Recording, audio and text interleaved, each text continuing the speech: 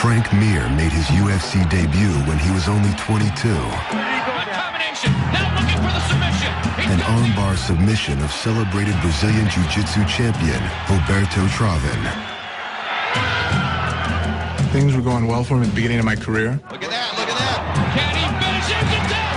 How good was that? A lot of quick wins. Kind of catapulted me up. The kid was so talented. We're putting him in there against good guys. He's literally walking right through these guys. Submitting guys left and right.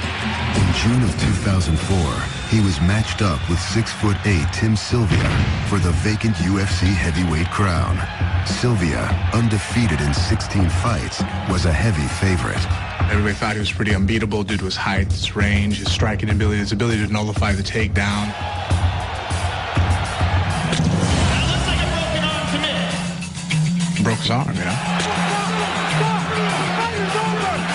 Not only was he UFC heavyweight champion, he was thought to be the most dominant heavyweight in all of mixed martial arts. He's on top of the world. Young guy, good-looking, educated kid, speaks well. I want to give the crowd what they want to see. If they want to see the guy get his arm totally off, I'll rip it off. Then, in one fateful moment, it all came crashing down. He was driving his motorcycle home one night and got hit. I just felt like I was being dragged along, like I was just skipping and rolling at the same time, and caught the sidewalk on the back of my head. 15 minutes later, his brother called me and said, Frank was just hit by a car. Frank flew 75 feet. Mir's left femur was broken in 2 places. Nearly all of the ligaments in the knee were destroyed.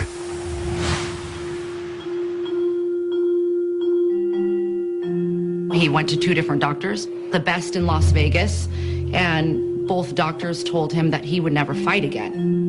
They told me fighting's a foregone conclusion. I'm talking about, you know, normal, everyday walk to your car without your knee buckling. Could barely walk without a cane. I was in a lot of pain and agony all the time. His leg couldn't do what it did before. And the more he started trying to do stuff, the more depressed and the more self-destructive he started becoming. I lost my identity. My identity was being a martial artist. Now I was half a cripple. This is why I got up in the morning, and now it's taken away from me. He didn't want to leave the house. He became very angry. It was horrible. They gave him pain pills for the pain, and then he started drinking alcohol. And then the more pain pills he would take, the more depressed he would get. I had no reason not to drink. I had no reason to treat my body with respect or with care. Well, I was afraid that he was going to kill himself. Maybe he was going to OD. I don't know. It was bad. 17 months after the accident, still hobbled and out of shape, Frank Mir returned to the octagon against newcomer Marcio Pedapano Cruz. The result was embarrassing. Fight that! I'm going to stop it! Gotta fight back or he'll stop it. The problems that we had before with the pain pills and the alcohol, then it just doubled after the Pedapano fight. An uninspired victory over Dan Christensen was followed by a crushing loss to Brandon Vera. That night, I pretty much completely quit. I had told my wife, I was like, look, I got beat by a guy who shouldn't be a heavyweight, What the hell's going on? I'm like, this isn't me. That was me before the accident. I was the one catching everybody really fast and murdering people. Honestly, I gave up on myself at that point. I didn't have anything left to push myself forward. I remember looking at him one time. He was drunk, passed out, pilled out on the bed, and I remember thinking, like, it'd be so easy just to pack my stuff up and move back home. But I remember thinking the type of person that he was before the accident, and he was still the same person, he just needed help. Courage is like a well, right? Sometimes it runs dry. If I hadn't had listened to her, I probably wouldn't be here today. You need someone there that loves you to pick you up and, and protect you. That was her that kind of woke me up and pretty much just told me the things I've always lived by, but I had forgotten about.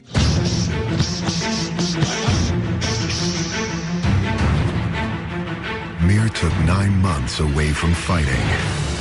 He returned in August of 2007. I gave him the Anthony Hardon fight. It was win this fight or you're out. I think Frank Mir knows tonight is a do-or-die situation. I was able to go out there confidently. I overcame my own demons inside and self-doubt. Now he's got a Kimura on that side. This is bad for Hardon. Mir is on top of him. It is all over. Beautiful jiu-jitsu. It's back. He just said I'm back. I'm freaking out and screaming. It was finally over with. Frank, our family, my husband, the father of my children. And look at the reaction. The man that I fell in love with and that I married, he's back. Now you'll see Frank Mir. 6 months later, Mir took on rising star and future heavyweight champ Brock Lesnar. He was ambushed at the opening bell. Earlier in my career, I don't know if I would have won that fight because I wasn't used to overcoming adversity. He's in a dominant position now. He's in a lot of trouble. Mir is in trouble. That's the one thing that I've learned now is that I know what it's like to overcome adversity. I was constantly moving around looking for something. The whole time I was taking shots, I'm looking for a way to take his arm off. And the first opportunity I saw on his leg, I took advantage of it. It's going to be very difficult for him to pass the guard of Frank Mir. It's a very unusual guard. He's going for a one knock.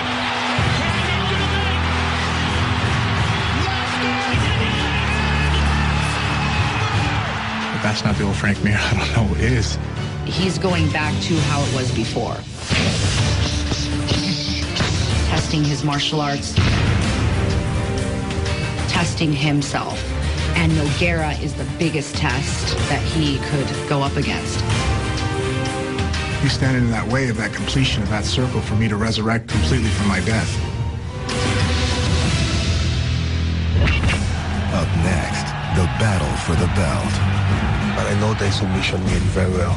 They won't surprise me. But I'm not going to be submitted by Nogueira.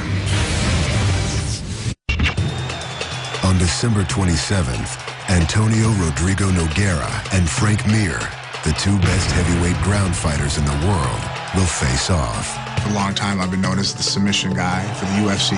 Very dangerous Brazilian jiu-jitsu skills. Look at that, look at that. Nogueira was known as a submission guy of pride. And now that he's the UFC interim champ, it poses an interesting battle.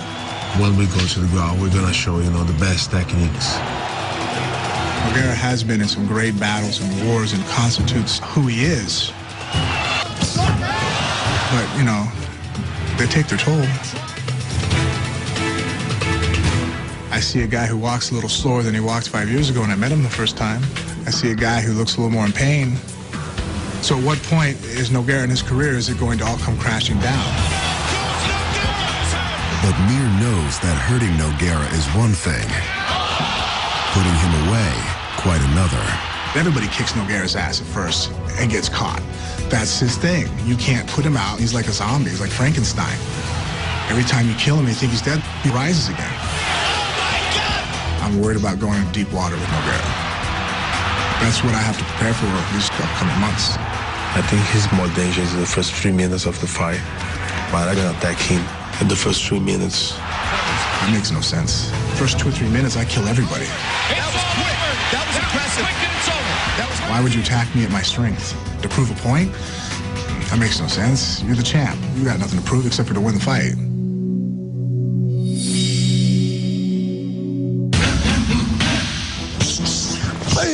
And he's going to lose his endurance, try to defend himself. If the fight goes to the ground, I'm going to try to submit him. I'm not going to be submitted by Nogueira. If I get a hold of one of his limbs, his bones are going to break. His bones are no stronger than Tim's bones. I'll snap them off.